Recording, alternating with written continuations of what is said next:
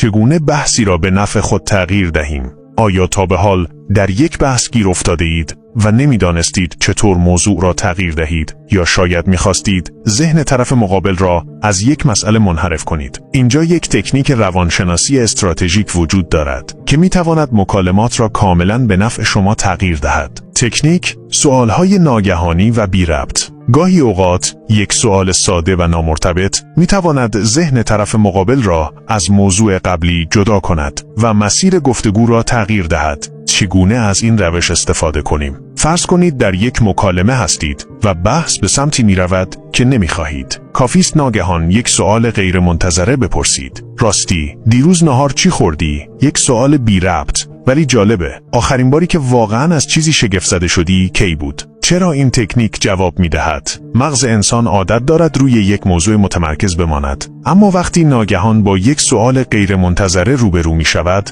مجبور می شود مسیر پردازش اطلاعات را تغییر دهد. این تکنیک برای تغییر جهت مکالمه، خروج از بحث‌های استرس‌زا و حتی کنترل فضا در مذاکرات بسیار کاربردی است. از این تکنیک استفاده کنید و مکالمات را به نفع خود تغییر دهید.